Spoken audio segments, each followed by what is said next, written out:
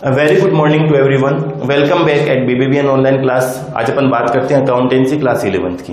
In our previous class अपन ने कुछ न्यूमेरिकल क्वेश्चन से जीएसटी की न्यूमेरिकल जर्नल एंट्रीज बनाने की कोशिश करी थी, जर्नल एंट्रीज को सीखने की कोशिश करी थी। आज की अपनी इस क्लास में अपन वापस एक न्यूमेरिकल क्वेश्चन के अकॉर्डिंग इसको जर्नल एंट्रीज को करने की कोशिश करते हैं। अपन जर्नल एंट्रीज ट्राई करते हैं। देखिए यहाँ पर मैंने फॉर्मेट बना रखा है। अब ट्रांजैक्शंस यहाँ कुछ लिखे हुए नहीं है, तो आप अपनी बुक के एग्जाम्पल नंबर 18 जो बुक है उसी के अकॉर्डिंग मैं आपको बता देता हूँ। अपन करते हैं। यहाँ लिखा है generalized the following transaction in the books of Rajan Delhi. Upon heading लिखा जर्नल ऑफ राजन डेहली। ठीक है, पहला ट्रांजेक्शन लिखा है सोल्ड गुड्स टू कृष्णा, यानी कि राजन ने गुड्स सोल्ड किया है। Goods sold to Krishna. Amount है 20,000 की। ठीक है, 20,000 का गुड्स सेल किया है, यानी कि sold goods sold to Krishna less trade discount 10% की रेट से, CGST and SGST at the rate of 9% each, और less 5% cash discount, and he paid immediately. यानी कि इसी फर्स्ट ट्रांजेक्शन के अंदर आपको लिखा हुआ है Krishna goods sold Rajan goods sold to Krishna ₹20,000 less 10% trade discount, CGST और SGST 9% की रेट से करना है, लेस 5% कैश डिस्काउंट करना है, और उसने इमीडिएट पेमेंट कर दिया। यानी कि सबसे पहले सेल्स की बात करिए, तो सबसे पहले अपन एंट्रीज की बात कर लेते हैं। तो पहली एंट्री अपनी हो जाती है cash account debit. Cash account debit discount, cash discount दिया हुआ है। अब आपको ये तो पता होना चाहिए कि trade discount is not entered in the books, यानी कि कैश डिस्काउंट की बुक्स में कोई एंट्री नहीं होती, लेकिन कैश डिस्काउंट आर एंटर्ड, और cash discount is entered in the books, यानी कि ये सेल्स के साथ में जब डिस्काउंट आता है तो वो क्या बनता है अपना discount. Allowed account debit to sales to output, CGST account to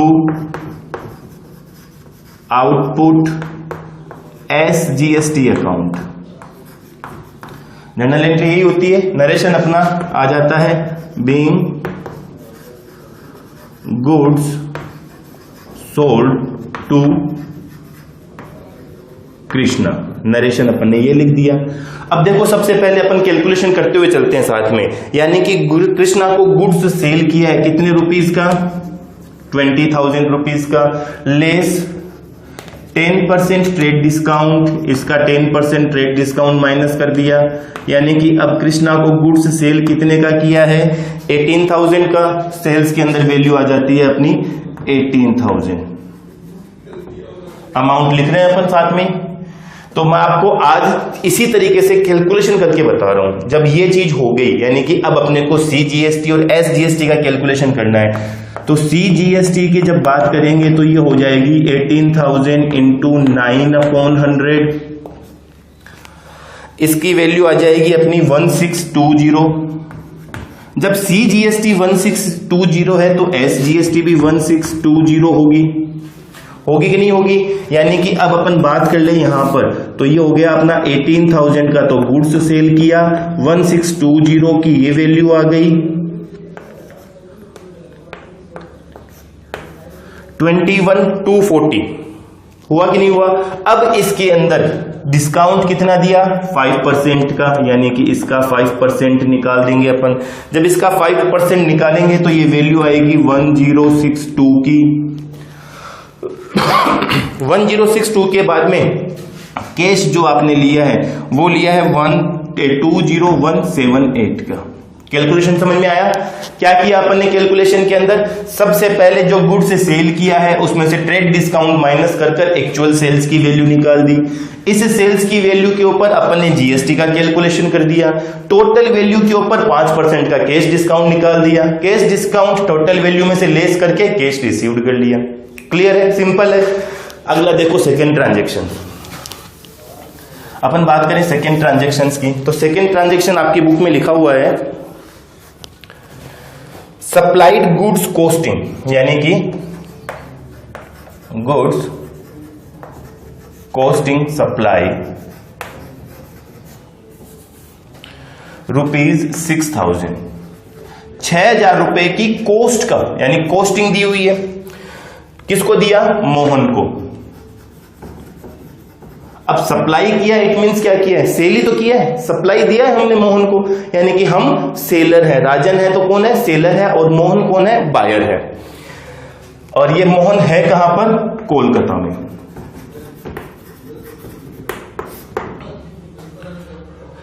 issued invoice at 10% above cost, यानी कि जो प्रॉफिट है वो 10% है ऑन कॉस्ट।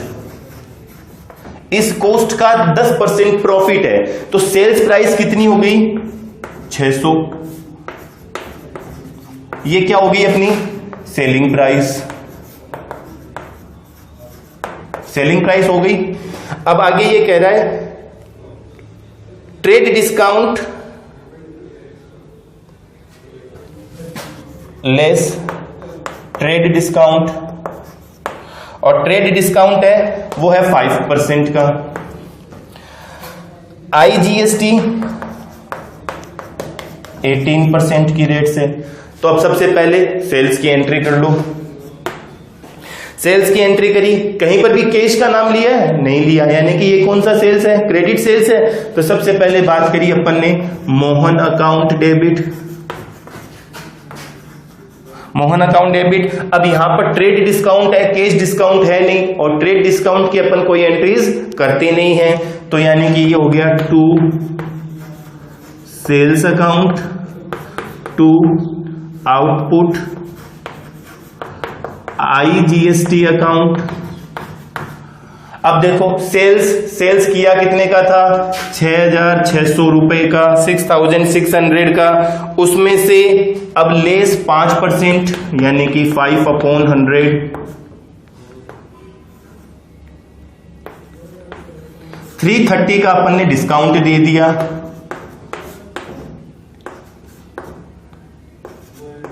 6270 की सेल्स आई, सेल्स के सामने अपन ने वैल्यू लिख दी 6270।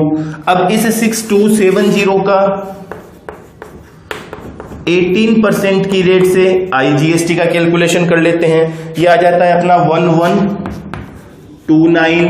टोटल अमाउंट अपनी कैलकुलेट कितनी हो जाती है? 7399।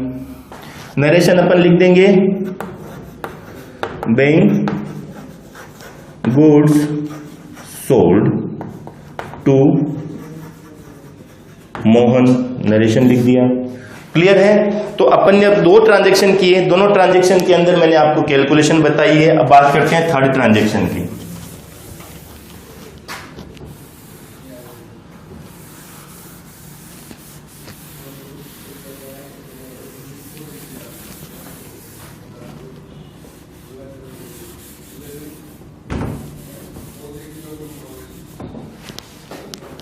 देखिए थर्ड ट्रांजैक्शन के अकॉर्डिंग अपन बात करना चाहें तो थर्ड ट्रांजैक्शन क्वेश्चन में दिया हुआ है goods valued 2500, goods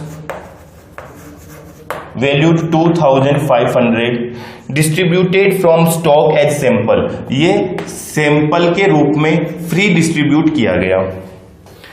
as a part of an advertising these goods were purchase, ये पेइंग CGST और SGST, CGST and SGST at the rate of 9% each। Simple सी चीज है, goods costing ₹2500 given as sample for the part of advertising, यानी कि advertisement के लिए free sample हमने डिस्ट्रीब्यूट कर दिया। These goods was purchased with CGST and SGST at the rate of ₹9% each. जो ये गुड्स खरीदा गया था ये CGST और SGST 9% की रेट से कैलकुलेट करते हुए खरीदा गया था।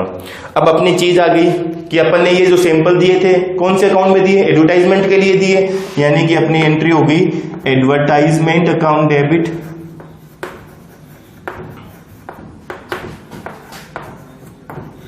अब सिंपल सी चीज है कि साहब जब आपने ये गुड्स खरीदा होगा उस टाइम पर इनपुट CGST और SGST को डेबिट किया था, और अब ये जो गुड्स हमने एडवर्टाइजमेंट के लिए फ्री सैंपल में दिया है इसके बदले में हमारे पास पैसा तो नहीं आएगा, नहीं आएगा, इट मींस ये लॉस है। तो उस टाइम पर जब हमने गुड्स परचेज की एंट्री करी थी उस टाइम पर GST को डेबिट किया था, तो अब यहां पर उस GST का अकाउंट नील करने के लिए इसको क्या करें, वापस क्रेडिट कर दें, क्योंकि अगर हम इसको सेल करते हैं तो GST कलेक्ट भी तो करते हैं, यानी कि इनपुट और आउटपुट दोनों होता। अब यहां आउटपुट तो है ही नहीं, यानी कि अब क्रेडिट किसको करें, वापस इनपुट को। तो हम एंट्री कर देते हैं to purchase account debit, sorry purchase account to input CGST account to input SGST account. अब गुड्स कितने रुपए की कॉस्ट का दिया अपन ने, 2500 का, 2500 का 9% की रेट से CGST कैलकुलेट करते हैं, अमाउंट आ जाती है 225, यानी कि टोटल अमाउंट अपनी हो जाती है ये 2950 की। क्लियर है, यानी कि थर्ड ट्रांजैक्शन हो गया। नरेशन अपन लिख देंगे, बीइंग गुड्स डिस्ट्रीब्यूटेड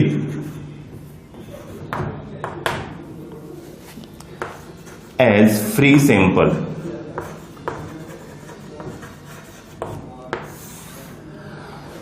बात करते हैं फोर्थ ट्रांजैक्शन की।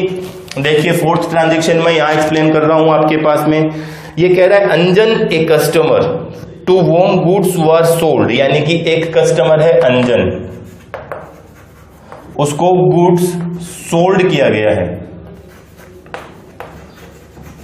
अमाउंट है sold were allowed rebate of 2000 because they were the poor of quality. These goods were sold, यानी कि गुड्स सोल्ड किया था अंजन को, उसको एक रिबेट दी गई थी, rebate of ₹2000 due to poor quality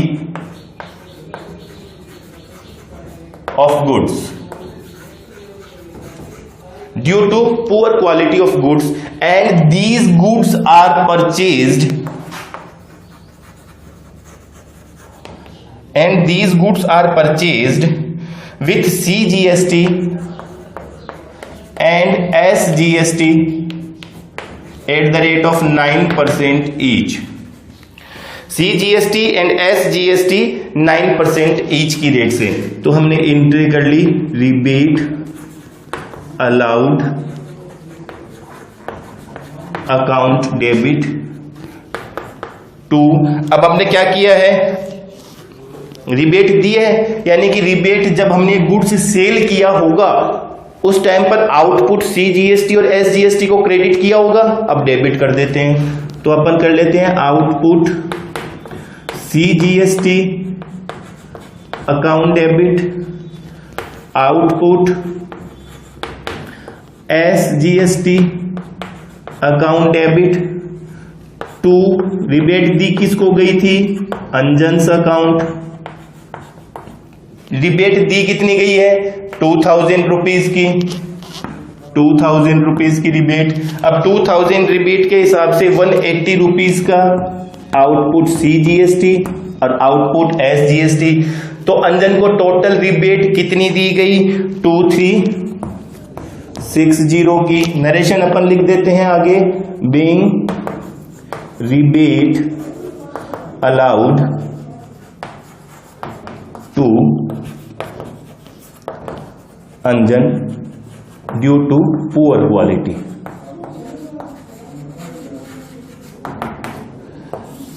clear है? तो आज अपन ने फिर से एक न्यूमेरिकल क्वेश्चन के थ्रू इस जर्नल एंट्रीज को, जीएसटी की जर्नल एंट्रीज को एक्सप्लेन किया था। इसके अंदर अपन ने वेरियस टाइप्स के ट्रांजैक्शंस लिए थे।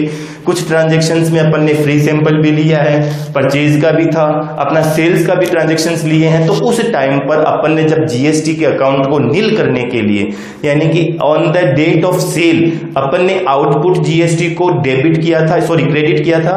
अब जब रिबेट की टाइम आई तो हमने आउटपुट जीएसटी को वापस डेबिट कर दिया। क्यों कर दिया? क्योंकि इन केस में अपने पास में पैसा रिफंड नहीं आ रहा है। जब अपन ने गुड्स दिया उसके बदले में पैसे नहीं आ रहे हैं, यानी कि ये लॉस भी है, तो इस लॉस को वापस अपने को डेबिट भी तो करना होता है। तो इसी चीज के अकॉर्डिंग अपन ने इस न्यूमेरिकल क्वेश्चंस को सोल्व किया है।